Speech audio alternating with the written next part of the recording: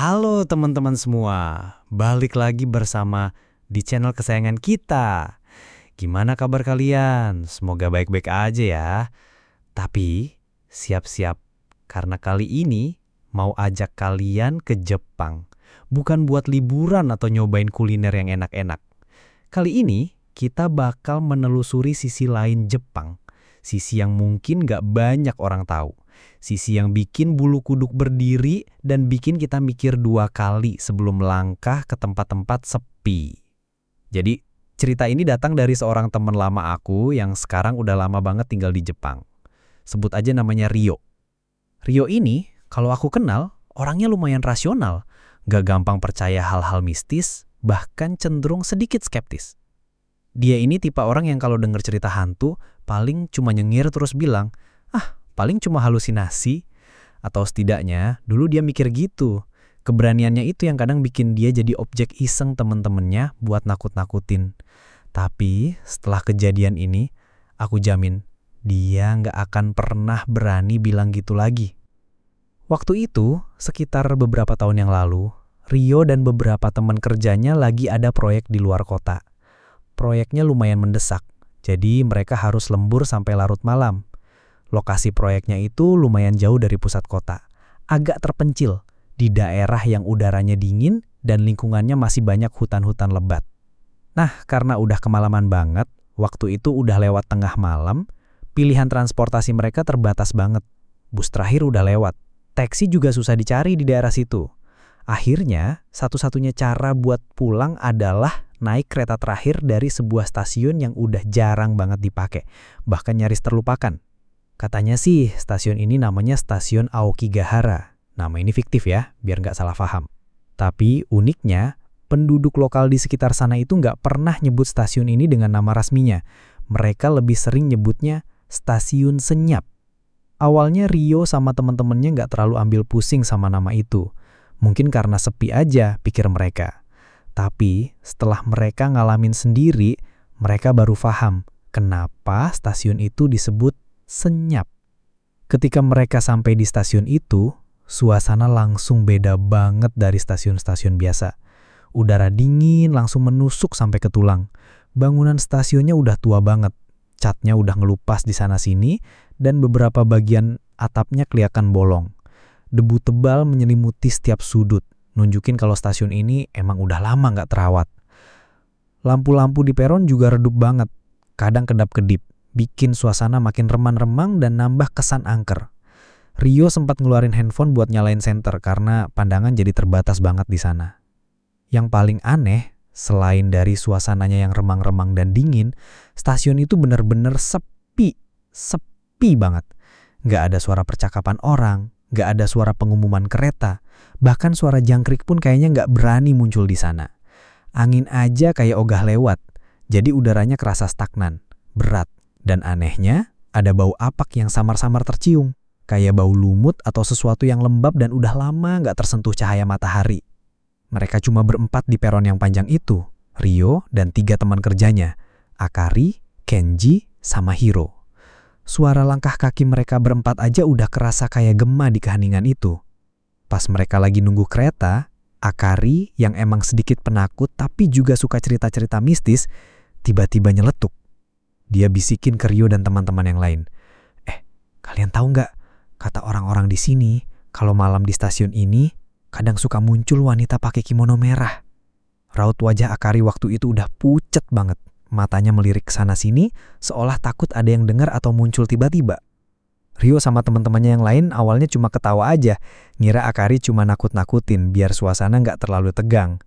Kenji dengan nada bercanda nyaut, Akari jangan bikin cerita horor deh. Kita udah capek kerja nih, pengen cepet pulang aja. Tapi Akari nggak berhenti. Dia bilang lagi, kali ini dengan suara lebih pelan tapi serius banget. Serius? Kata nenek-nenek yang jualan di desa sebelah, katanya dia suka muncul di ujung peron yang gelap itu, terus meliatin orang-orang yang nunggu kereta. Akari sambil nunjuk ke arah ujung peron yang paling gelap, yang lampunya bahkan nggak nyala sama sekali. Cuma ada bayangan-bayangan samar dari pepohonan di luar stasiun. Rio awalnya nggak terlalu peduli sama omongan Akari. Dia masih sibuk main handphone, mungkin lagi ngecek jadwal kereta atau sekedar ngilangin bosen. Tapi Entah kenapa, setelah omongan Akari, dia mulai ngerasa kayak ada yang ngawasin dari jauh. Perasaan gak nyaman itu mulai merayap di punggungnya. Dia coba tepis perasaan itu, mikir kalau itu cuma sugesti karena cerita Akari tadi. Tapi perasaan itu makin kuat. Akhirnya, Rio memutuskan buat ngangkat kepalanya dari handphone dan ngeliat ke arah ujung peron yang Akari maksud tadi. Dan di sana ada sosok samar-samar berdiri sendirian di kegelapan yang pekat. Dan sosok itu pakai kimono merah. Waktu itu jantung Rio langsung jedak-jeduk bukan main. Rasanya kayak mau copot dari tempatnya. Dia langsung nyikut Akari keras-kerasan sambil nunjuk ke arah sosok itu tanpa bisa ngomong apa-apa. Akari ngeliat ke arah yang ditunjuk Rio dan matanya langsung membelalak. Teman-temannya yang lain, Kenji sama Hiro juga ikut ngeliat. Dan mendadak, suasana yang tadinya tegang karena capek kerja langsung berubah jadi mencekam. Udara di sekitar mereka seolah membeku. Dinginnya bukan main. Keheningan yang tadi cuma sepi, sekarang kerasa kayak keheningan yang menghisap semua suara. Bikin cuma bisa dengar detak jantung mereka sendiri. Jantung Rio benar-benar jedak-jeduk, berpacu kencang seolah ingin keluar dari dadanya. Setelah Akari dan teman-teman lainnya melihat ke arah yang ditunjuk Rio, suasana yang tadinya tegang karena cerita horor dadakan, kini berubah menjadi mencekam yang nyata. Keempatnya membeku di tempat, kaki mereka seolah terpaku ke lantai dingin peron. Tak ada satupun yang berani bersuara, apalagi bergerak. Udara di sekitar mereka terasa sangat dingin. Bukan dinginnya angin malam biasa, melainkan dingin yang menusuk tulang. Dingin yang seenggaknya Rio belum pernah rasakan sebelumnya. Itu adalah dingin yang terasa aneh, seolah ada sesuatu yang tidak wajar sedang menyelimuti mereka. Sosok wanita berkimono merah itu masih berdiri mematung di ujung peron yang gelap gulita. Dia sama sekali tidak bergerak, tidak ada tanda-tanda kehidupan, bahkan tak ada embusan nafas yang terlihat. Hanya siluetnya yang samar, namun jelas membentuk figur seorang wanita dalam balutan kimono merah yang mencolok di tengah kegelapan itu. Anehnya, meskipun lampunya remang-remang, warna merah pada kimononya itu terasa sangat pekat. Kontras dengan latar belakang yang serba gelap, seolah warna itu memancarkan aura tersendiri. Rio meskipun ketakutan setengah mati, entah kenapa rasa penasarannya juga begitu kuat. Dia coba memberanikan diri untuk melihat lebih jelas, berharap bahwa mungkin saja itu hanya salah lihat, atau itu cuma orang iseng yang sengaja menakut-nakuti mereka di tengah malam. Dia memicingkan matanya, berusaha menembus kegelapan dan melihat detail sosok tersebut. Tapi, semakin dia melihat, semakin jelas kalau itu bukan orang biasa. Jantungnya semakin berdebar tak karuan, seiring dengan penglihatan yang semakin terang. Wajah sosok wanita itu sama sekali tidak ada ekspresi. Kosong. Bukan datar seperti patung, tapi kosong seperti sesuatu yang hampa, tanpa kehidupan, tanpa emosi sedikit pun. Matanya, itu yang paling menakutkan bagi Rio. Matanya hitam pekat, tidak memantulkan cahaya sama sekali, seperti dua buah lubang tak berdasar yang narik dia masuk. Rio merasa seolah tatapan itu mengunci pandangannya, menariknya ke dalam kehampaan yang tak berujung. Dia ingin memalingkan muka, tapi matanya seolah terpaku tidak bisa berpaling dari tatapan kosong itu. Kemudian, perlahan-lahan, wanita itu mulai melangkah. Tap, tap, tap. Suara langkah kakinya sangat pelan, hampir tak terdengar. Tapi di keheningan stasiun yang mencekam itu, suara setiap langkahnya terdengar sangat jelas, bagaikan gema yang memantul di dinding-dinding tua mengisi kekosongan dengan irama yang menakutkan. Setiap tap itu, seperti tetesan air yang jatuh di genangan air menimbulkan riak ketakutan yang menyebar di dalam diri Rio dan teman-temannya. Wanita itu melangkah tanpa suara gemerisi kimono, tanpa suara nafas, hanya langkah kaki yang pelan dan teratur, seolah dia tidak memiliki berat badan sama sekali. Dia melangkah maju, lurus ke arah mereka, tanpa sedikit pun menyimpang. Semakin dia mendekat, semakin Rio bisa merasakan hawa dingin yang menusuk. Dinginnya bukan lagi dingin biasa, melainkan dingin yang kebas, dingin yang membuat kulit terasa kesemutan dan bulu kuduk berdiri tegak. Rasanya seperti ada AC super dingin yang disorot langsung ke arah mereka. Aura yang dipancarkan oleh sosok itu sangat pekat, aura yang membuat seluruh tubuh Rio merespon dengan rasa takut yang luar biasa. Teman-teman Rio sudah pada pucat pasi. Akari yang tadinya berani memulai cerita, kini sudah gemetaran hebat. Kedua tangannya menutupi mukanya, mungkin berharap sosok itu menghilang jika dia tidak melihatnya. Kenji dan Hiro yang tadinya juga skeptis, kini sama-sama kaku. Mata mereka terpaku pada sosok yang terus mendekat itu. Mereka sama-sama tahu, ini bukan lejokan, ini nyata. Rio sendiri nggak bisa bergerak. Kakinya benar-benar kayak dipaku di lantai semen yang dingin itu. Rasa takut yang begitu besar melumpuhkan setiap ototnya. Dia pengen banget lari, teriak minta tolong, atau setidaknya memalingkan muka. Tapi, tubuhnya seolah tidak mau menuruti perintah otaknya. Yang bisa dia lakukan hanyalah menatap horor pada sosok yang semakin mendekat itu. Dan yang paling bikin Rio takut sampai ke ubun-ubun adalah tatapan mata kosong itu. Tatapan itu nggak pernah lepas dari Rio. Seolah orang dari 4 orang yang ada di peron itu, dia cuma melihat Rio seorang. Hanya Rio yang menjadi fokus perhatiannya. Rio merasa seolah jiwanya ditarik keluar dari badannya perlahan-lahan oleh tatapan kosong itu. Dia bisa merasakan sensasi aneh di dada, seperti ada beban berat yang menindih, menghimpit nafasnya. Keringat dingin sudah bercucuran deras di sekujur tubuhnya, membasahi pakaian dalamnya. Dia pengen teriak, tapi suaranya kayak tercekak di tenggorokan, tidak ada satupun suara yang bisa keluar. Setiap langkah wanita itu mendekat, Rio bisa merasakan denyut jantungnya semakin keras memukul-mukul dadanya. Dia bisa melihat detail kimononya yang sudah usang, sedikit robek di beberapa bagian, dan warnanya yang pekat itu seolah menyerap semua cahaya di sekitarnya. Rambutnya panjang, hitam legam, terurai menutupi sebagian wajahnya. Namun tatapan mata kosong itu tetap menembus kegelapan dan mengunci pandangan Rio. Dia sudah sangat dekat, begitu dekat sehingga Rio bisa melihat dengan jelas kerutan halus di kain kimononya.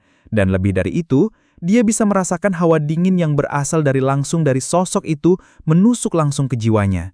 Jarak mereka sekarang hanya tinggal beberapa langkah lagi, mungkin hanya sekitar 3-4 meter. Rio bisa merasakan nafasnya tertahan, paru-parunya seperti kempes. Dia udah pasrah, bahkan udah ngerasa nggak ada harapan lagi. Pikirannya kosong, cuma ada rasa takut yang menguasai seluruh inderanya. Dia nggak tahu apa yang akan terjadi selanjutnya, tapi yang jelas, dia merasa ajalnya sudah di depan mata. Wanita itu sudah semakin dekat, teman-teman. Di tengah keheningan stasiun yang menusuk, setiap langkahnya terasa seperti palu yang menghantam gendang telinga Rio. Jarak mereka kini hanya tinggal beberapa langkah, mungkin sekitar 3-4 meter saja. Rio bisa melihat dengan sangat jelas detail kimononya yang sudah usang dan sedikit robek di beberapa bagian. Warna merah pekat pada kimononya itu seolah menyerap semua cahaya di sekitarnya, menjadikannya satu-satunya titik fokus di tengah kegelapan stasiun yang remang. Rambutnya yang panjang, hitam legam, terurai menutupi sebagian wajahnya. Namun tatapan mata kosong itu tetap menembus kegelapan dan mengunci pandangan Rio, seolah hanya dialah satu-satunya yang terlihat di antara mereka berempat. Rio bisa merasakan napasnya tertahan di tenggorokan. Paru-parunya seperti kempes, tidak bisa menghirup oksigen sedikit pun. Jantungnya berdegup begitu kencang hingga rasanya mau meledak, menabrak-nabrak rongga dadanya dengan brutal. Dia sudah benar-benar pasrah. Pikirannya kosong, tidak ada lagi harapan, hanya ada rasa takut yang begitu pekat menguasai seluruh inderanya. Dia tidak tahu apa yang akan terjadi selanjutnya, tapi yang jelas dia merasa ajalnya sudah di depan mata. Sosok itu dengan langkah pelan dan tatapan kosongnya yang menghisap jiwa seolah akan menelan mereka hidup-hidup. Teman-temannya, Akari, Kenji, dan Hiro juga sama-sama kaku. Ada yang menunduk ketakutan, ada yang memejamkan mata erat-erat berharap semua ini hanyalah mimpi buruk yang akan segera berakhir. Mereka semua merasakan hal yang sama, keputusasaan yang mendalam. Sosok wanita berkimono merah itu kini sudah begitu dekat. Rio bahkan bisa merasakan hawa dingin yang berasal langsung dari sosok itu. Hawa dingin yang bukan berasal dari suhu udara, melainkan hawa dingin yang menusuk sampai ke tulang dan jiwanya. Dingin yang kebas, dingin yang membuat kulit terasa kesemutan dan bulu kuduk berdiri tegak. Jarak mereka sekarang mungkin tinggal 2 langkah, kurang dari 2 meter. Rio bisa melihat bayangan dirinya terpantul samar di bola mata hitam pekat dan kosong itu. Dia bisa merasakan sensasi mengerikan, seolah ada tangan tak kasat mata yang mencengkram erat jantungnya, menarik paksa setiap sisa keberanian yang dia miliki. Air mata Akari sudah mulai mengalir, dan Kenji serta Hiro hanya bisa menunduk pasrah, mengatupkan gigi menahan rasa takut yang melumpuhkan. Dan kemudian, di saat itulah, di detik-detik Rio merasa semuanya sudah berakhir, di saat harapan sudah benar-benar musnah dan dia siap menghadapi apapun yang akan terjadi, di saat itu pula sebuah keajaiban terjadi. Hush! Sebuah suara klakson kereta yang sangat keras menggelegar memecah keheningan stasiun yang mencekam itu. Suaranya begitu mendadak dan memekakkan telinga, seolah muncul dari antah berantah tanpa peringatan sama sekali. Suara klakson itu disusul oleh deru mesin kereta yang mendekat dengan kecepatan tinggi, menggetarkan peron di bawah kaki mereka. Getarannya begitu kuat hingga terasa sampai ke dalam dada. Kemudian dari balik tikungan yang gelap muncullah cahaya lampu depan kereta yang sangat terang. Cahaya itu menyapu kegelapan, menerangi seluruh peron dalam sekejap, dan yang paling krusial, cahaya itu menyorot langsung ke arah sosok wanita berkimono merah yang tinggal beberapa langkah di depan Rio. Dan dalam hitungan detik, yang terjadi sungguh di luar nalar. Saat cahaya terang dari lampu kereta itu menyentuh tubuhnya, sosok wanita berkimono merah itu langsung lenyap. Dia tidak menghilang perlahan, tidak memudar, tidak melebur ke dalam kegelapan, tapi dia lenyap seketika, seperti tiba-tiba tidak pernah ada di sana. Persis seperti uap yang kena angin kencang dan langsung sirna, atau seperti bayangan yang tiba-tiba hilang saat terpapar cahaya. Tidak ada jejak, tidak ada sisa, hanya tempat kosong yang kini disinari lampu kereta yang terang benderang. Rio dan teman-temannya langsung tersentak kaget seolah baru disiram air es. Mereka semua tercengang, mata membelak lebar-lebar, antara tidak percaya dengan apa yang baru saja mereka alami dan sangat terkejut dengan kemunculan kereta yang mendadak itu. Tubuh mereka yang tadinya kaku karena ketakutan kini langsung seperti mendapat dorongan listrik. Dalam hitungan sepersekian detik, naluri bertahan hidup mengambil alih. Mereka tidak lagi berpikir, tidak lagi bertanya-tanya mengapa kereta ini muncul begitu saja atau mengapa hantu itu menghilang. Yang mereka tahu, kereta ini adalah satu-satunya jalan keluar, satu-satunya kesempatan untuk selamat. "Kereta, masuk, cepat!" teriak Kenji. Suaranya serak dan hampir tidak terdengar karena ketakutan yang masih membekas. Tanpa menunggu aba-aba kedua, mereka semua langsung lari kalang kabut menuju pintu kereta yang kebetulan berhenti tepat di depan mereka. Pintu kereta terbuka otomatis, seolah sudah menunggu kedatangan mereka yang panik. Mereka berebut masuk, saling dorong sedikit karena saking paniknya. Yang penting bisa segera berada di dalam dan menjauh sejauh mungkin dari tempat mengerikan itu. Rio adalah yang terakhir masuk. Sebelum pintu kereta tertutup, matanya masih sempat melirik ke arah ujung peron tempat wanita itu tadi berdiri. Kosong. Benar-benar kosong. Tidak ada apa-apa. Seolah semua yang mereka alami barusan hanyalah mimpi buruk yang terasa begitu nyata. Begitu semua berhasil masuk, pintu kereta tertutup rapat di belakang mereka, memutus kontak dengan kegelapan stasiun yang baru saja mereka tinggalkan. Kereta langsung melaju kembali, perlahan meninggalkan stasiun senyap yang gelap dan sunyi itu, meninggalkan bayangan kengerian yang baru saja terjadi. Di dalam gerbong, Ryu dan teman-temannya langsung ambruk di kursi terdekat. Mereka semua terengah-engah, napas memburu, jantung masih berdebar begitu kencang hingga rasanya mau meledak, menabrak-nabrak rongga dadanya dengan brutal. Dia sudah benar-benar pasrah. Pikirannya kosong, tidak ada lagi harapan, hanya ada rasa takut yang begitu pekat menguasai seluruh inderanya. Dia tidak tahu apa yang akan terjadi selanjutnya, tapi yang jelas, dia merasa ajalnya sudah di depan mata. Sosok itu, dengan langkah pelan dan tatapan kosongnya yang menghisap jiwa, seolah akan menelan mereka hidup-hidup. Teman-temannya, Akari, Kenji, dan Hiro juga sama-sama kaku. Ada yang menunduk ketakutan, ada yang memejamkan mata erat-erat, berharap semua ini hanyalah mimpi buruk yang akan segera berakhir. Mereka semua merasakan hal yang sama, keputusasaan yang mendalam. Sosok wanita berkimono merah itu kini sudah begitu dekat. Ryo bahkan bisa merasakan hawa dingin yang berasal langsung dari sosok itu. Hawa dingin yang bukan berasal dari suhu udara, melainkan hawa dingin yang menusuk sampai ke tulang dan jiwanya. Dingin yang kebas, dingin yang membuat kulit terasa kesemutan dan bulu kuduk berdiri tegak. Jarak mereka sekarang mungkin tinggal 2 langkah, kurang dari 2 meter. Ryo bisa melihat bayangan dirinya terpantul samar di bola mata hitam pekat dan kosong itu. Dia bisa merasakan sensasi mengerikan, seolah ada tangan tak kasat mata yang mencengkram erat jantungnya, menarik paksa setiap sisa keberanian yang dia miliki. Air mata Akari sudah mulai mengalir, dan Kenji serta Hiro hanya bisa menunduk pasrah, mengatupkan gigi menahan rasa takut yang melumpuhkan. Dan kemudian, di saat itulah, di detik-detik Ryo merasa semuanya sudah berakhir, di saat harapan sudah benar-benar musnah dan dia siap menghadapi apapun yang akan terjadi, di saat itu pula sebuah keajaiban terjadi. Huuush! Sebuah suara klakson kereta yang sangat keras menggelegar memecah keheningan stasiun yang mencekam itu. Suaranya begitu mendadak dan memekakan telinga, seolah muncul dari antah berantah tanpa peringatan sama sekali.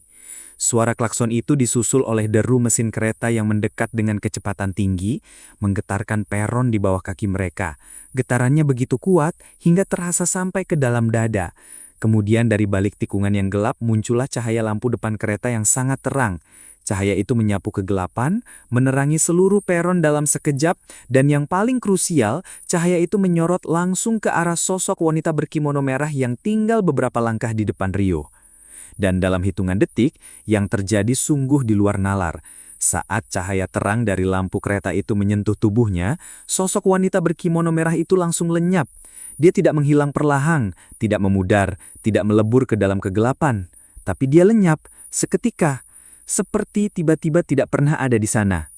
Persis seperti uap yang kena angin kencang dan langsung sirna, atau seperti bayangan yang tiba-tiba hilang saat terpapar cahaya. Tidak ada jejak, tidak ada sisa, hanya tempat kosong yang kini disinari lampu kereta yang terang benderang. Ryo dan teman-temannya langsung tersentak kaget seolah baru disiram air es. Mereka semua tercengang, mata membelak lebar-lebar antara tidak percaya dengan apa yang baru saja mereka alami, dan sangat terkejut dengan kemunculan kereta yang mendadak itu. Tubuh mereka yang tadinya kaku karena ketakutan kini langsung seperti mendapat dorongan listrik. Dalam hitungan sepersekian detik, naluri bertahan hidup mengambil alih. Mereka tidak lagi berpikir, tidak lagi bertanya-tanya mengapa kereta ini muncul begitu saja atau mengapa hantu itu menghilang. Yang mereka tahu, kereta ini adalah satu-satunya jalan keluar, satu-satunya kesempatan untuk selamat. "Kereta, masuk, cepat!" teriak Kenji. Suaranya serak dan hampir tidak terdengar karena ketakutan yang masih membekas. Tanpa menunggu aba-aba kedua, mereka semua langsung lari kalang kabut menuju pintu kereta yang kebetulan berhenti tepat di depan mereka.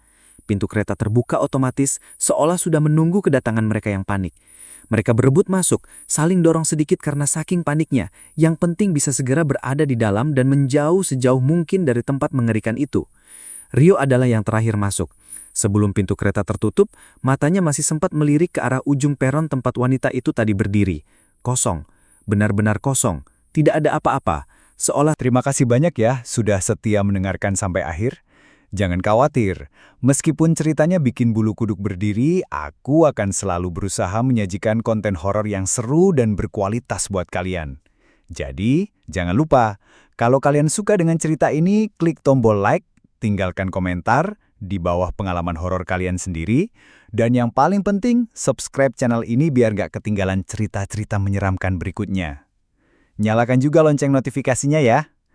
Sampai jumpa di cerita selanjutnya. Tetap hati-hati dimanapun kalian berada, karena kadang misteri itu lebih dekat dari yang kita bayangkan. Selamat beraktivitas dan sampai jumpa.